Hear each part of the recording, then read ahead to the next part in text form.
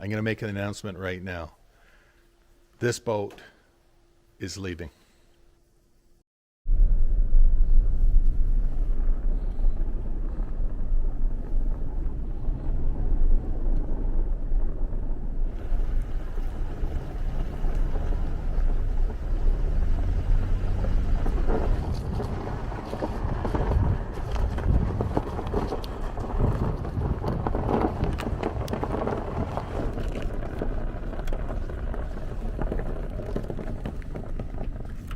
Yeah, should have worn my boots.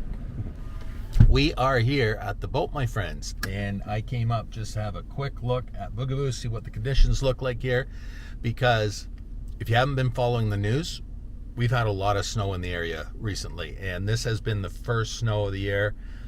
Today in real time is December 3rd-ish, 2nd, 3rd, something like that. But anyways, we just had our first snow last week, which would have been the very, very end of November, which is late for any year that we have snow, because we usually have our first little sprinkling of snow towards the end of October and stuff that accumulates around the beginning of November.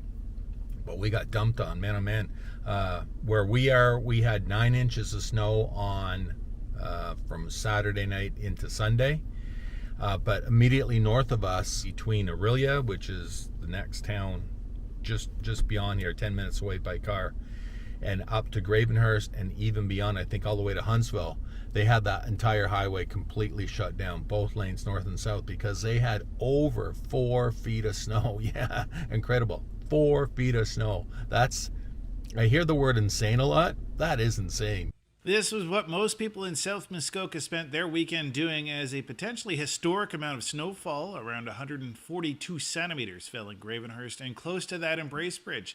It led to many being stranded on Highway 11 as well, between Gravenhurst and Washego, for 48 hours or longer in some cases. Yeah, 4 feet of snow. Where are we? Buffalo? The reason that we've had the snow here, as well as so much up north, we have what is called lake effect snow. And given the fact that we are, not that far from Georgian Bay, and Georgian Bay is a huge body of water, and the prevailing winds come from the west or the northwest, and now when the lake is not frozen, it picks up on really, really cold days, it condensates, it evaporates, forms clouds, and then brings it over onto land and just dumps it on land. And those are called snow squalls for my friends, my American friends who are lucky enough to be down in the south.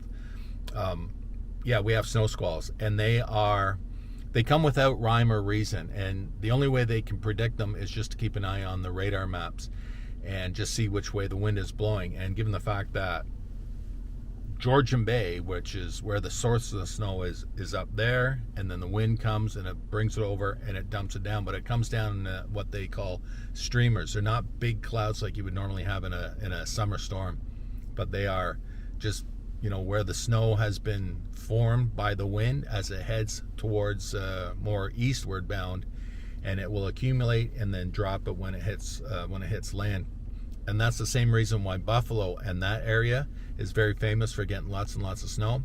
And Erie, Pennsylvania is another one, because the same conditions. So Lake Erie, which is immediately to the north of Pennsylvania, western New York, they'll have the same thing. They'll have the streamers that come off of Lake Erie, and they'll just pick that up and then dump it when it hits land.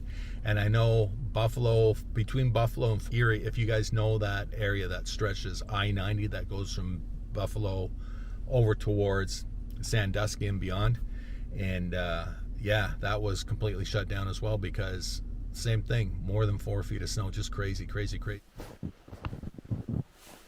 Oh, that's not too bad.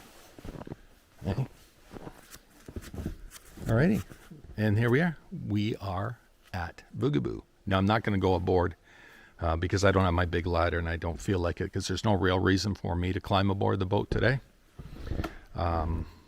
Later on, I will definitely go on the boat, because there's one thing I want to check. But that's we'll see what that looks like in the future. That's not too critical, because what I want to look at isn't going to apply until the summer anyways. Yeah, it looks good. I'm checking out the dock. Remember, I pressure washed it when I cleaned the boat, and it's still looking good. Other than the fact that there's a few inches of snow on top of it, but that's okay. But I just want to let you know that this boat, I'm going to make an announcement right now. This boat is leaving. Not forever. It's okay. Settle down. We're not bailing on this marina yet. What I'm saying is, I don't know if you guys noticed, if you had a chance, and if not, take a look at my channel at the last video that I posted, which was a review of one of our prior sea rays, Boogaboo 3, our 300 Sundancer.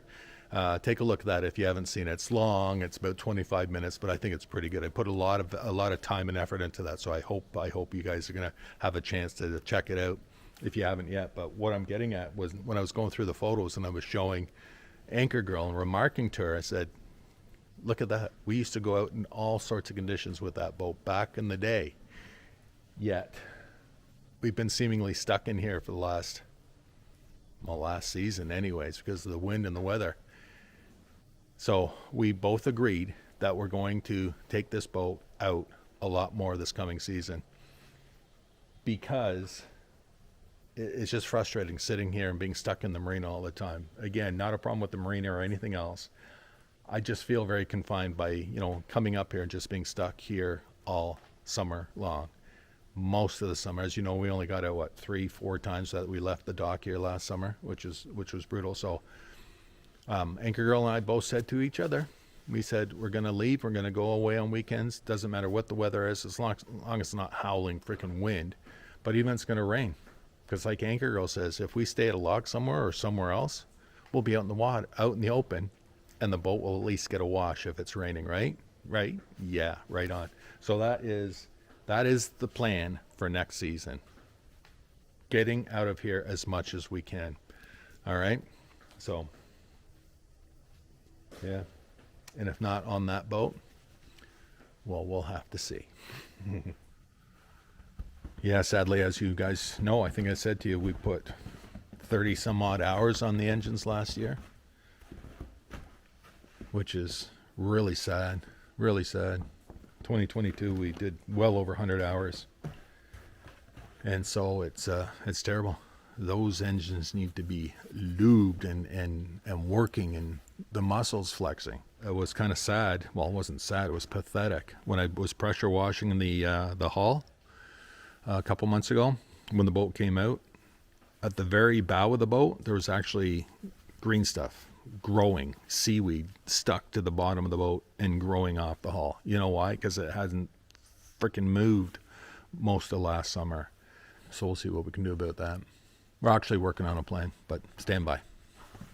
Yeah, so that's it from a cold and wintry looking marina and Boogaboo.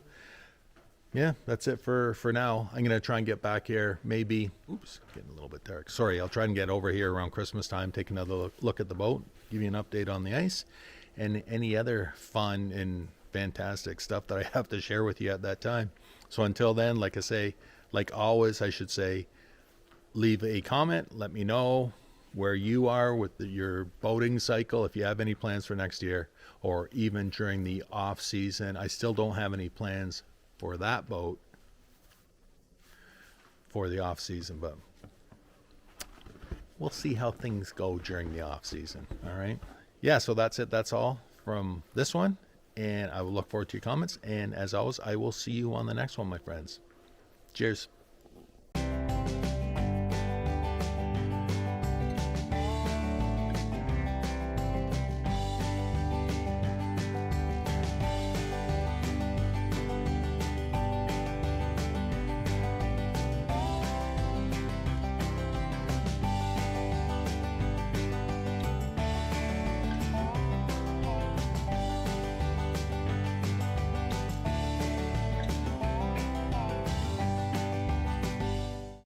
Now, I know there's going to be a few of you guys that are just aching to learn about what we're going to be doing in the future, what the big changes might be. Well, nothing firm right now, but let me just put it this way. Anchor Girl and I are floating a couple of ideas.